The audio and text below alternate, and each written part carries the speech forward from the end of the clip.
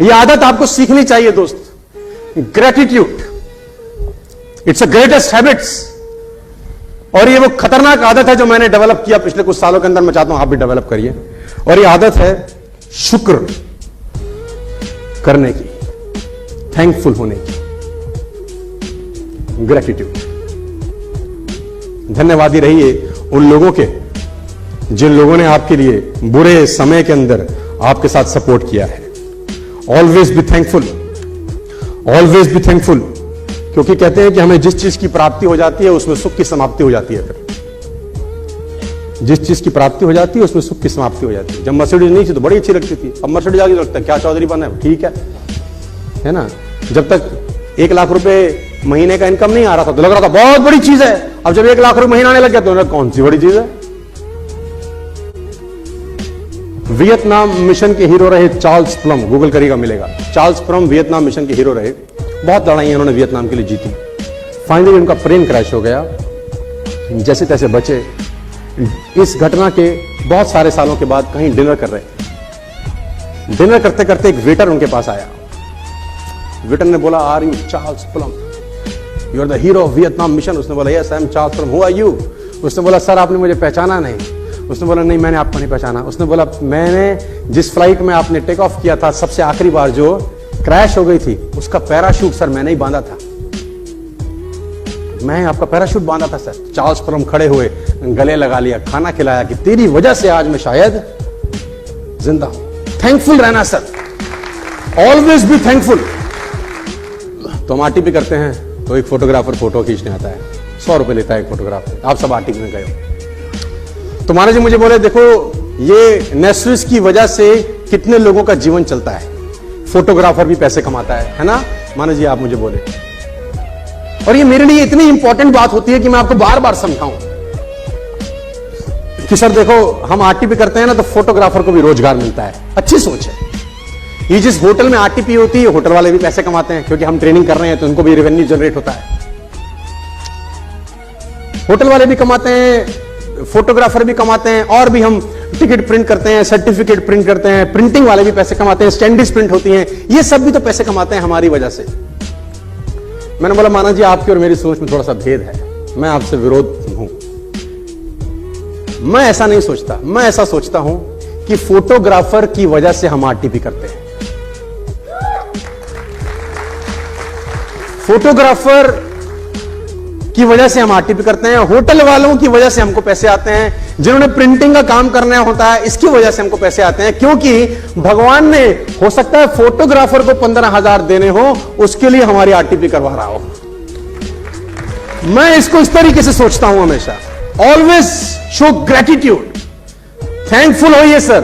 Thankless लोग इस जिंदगी में आगे नहीं बढ़ते, मैं आपको बार बार बता रहा हूं। देखो मैं एक आदमी से मिला कुछ दिन पहले, मेरे घर के पास एशियन हॉस्पिटल है, मेरा एक दोस्त है। मुझे मालूम चला कि थोड़ा सा तबीयत उसकी ठीक नहीं है, तो I went to meet him. तो मैंने बोला तकलीफ क्या है, तो उसने बोला ये मेरा जो अंगूठा है ये काम नहीं कर रहा, मतलब मैं ये डेड हो चुका है एक तरीके से, चलाता हूं तो चलता नहीं।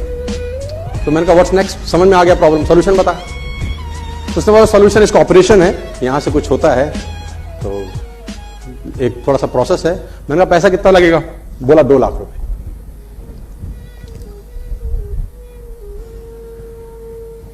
एक अंगूठा ठीक से काम नहीं कर रहा तो 2 लाख देने पड़ते हैं सर। ऊपर से नीचे भगवान ने दिया है पता नहीं क्या क्या। थैंकफुल नहीं होते सर हम लोग। एक अंगूठा ठीक से काम नहीं कर रहा तो 2 लाख रुपए मांग रहा है डॉक्टर ठीक चलाने के। क्या सुबह उठ के बोला थैंक यू यार, क्या जबरदस्त जीवन दिया, रोते ही मिलेंगे, कुछ ना किया हमारे साथ, जिंदगी झंड कर दी। उसको देख क्या क्या दे रहा है। इसको मैं बोलता हूं पीपी, परेशान प्राणी। ये रोता ही मिलेगा, ये ठीक नहीं हो रहा, वो ठीक नहीं हो रहा, ऐसे नहीं है वैसा नहीं। दोस्तों कितनी भी जनसंख्या बढ़ जाए उसकी ऑक्सीजन की सप्लाई में कोई कमी है?